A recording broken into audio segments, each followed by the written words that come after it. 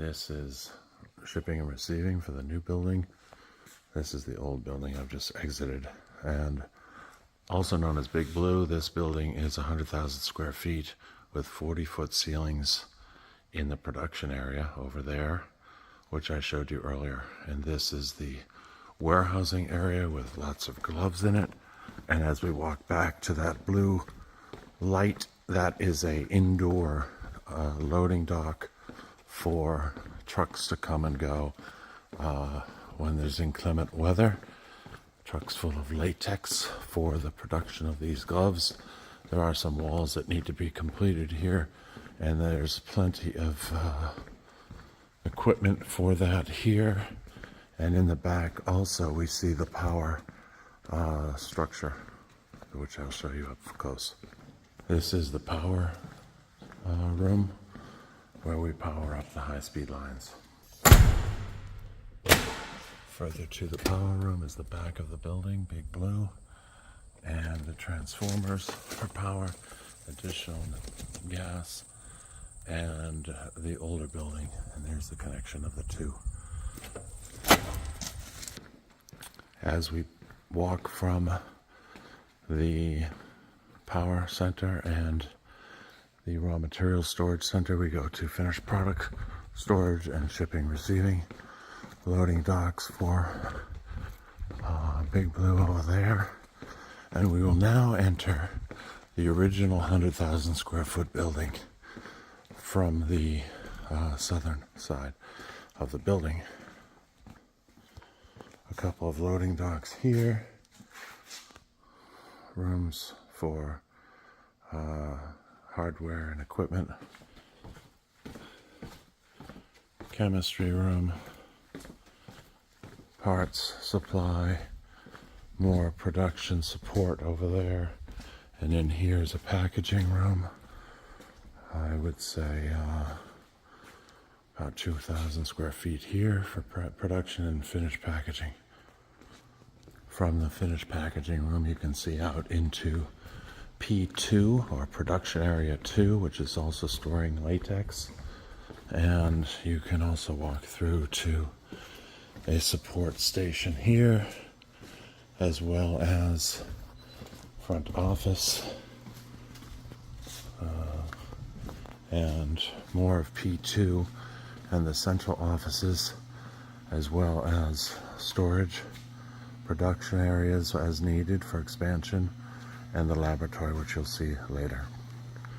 And here we walk into P3, where we have 6 flexible dip lines, raw material, 4 additional receiving docks, plenty of forklifts around, and more equipment for production.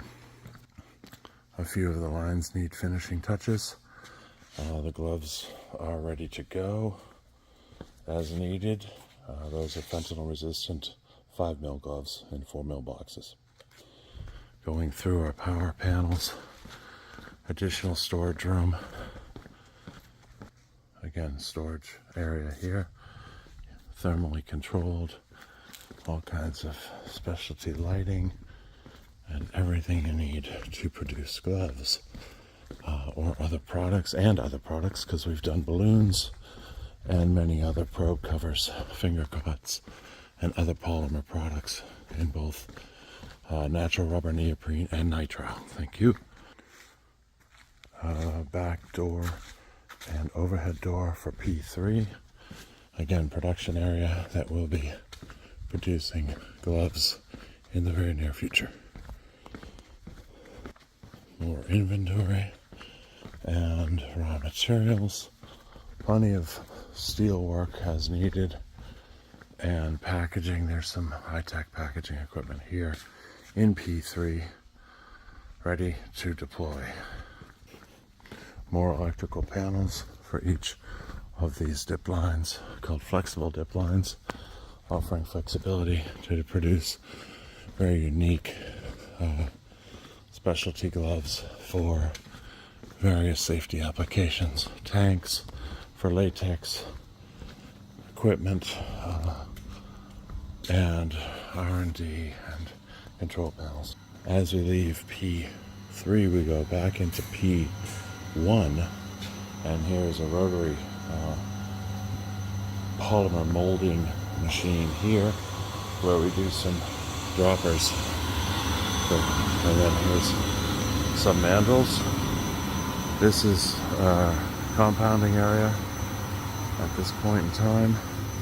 And there is some of the specialty gloves that we're working on for the U.S. military, which is quasi-confidential. And this is the hand dip area where we do sleeves. Here's one of the dipping machines and some of the specialty formers that we use for custom laboratory products and clean room products. This is our clean room and specialty finish room where Terry's working. Hi, Terry. This is a 10,000 square foot or 1,000 square foot clean room area. Again, there's that clean area, and we walk over to more panels and 4 more flexible dip lines next to hand dip, next to D7. This is D11, 12, 13, and 14. Some QC areas here, and tumbling machines, electrical panels, and the compressor room back there. And I can actively walk down one of these lines. The gloves are stripped on these platforms here, manually or semi-automatically. And there's tanks above as you walk down D11 and 12. We go to the old boiler, which is no longer functioning as well at this point. Some storage tanks, plenty of that, and the dip lines, the sleeves that we've made for 60 years as Renco, and the lab. I think we'll walk this way to get back to production area 2, the Victory steam boiler. Again, mechanical office works. Upstairs there's offices and a conference room, and in here are more offices. Mr. Rick Tillotson, and the laboratory is in here somewhere too. So that's that.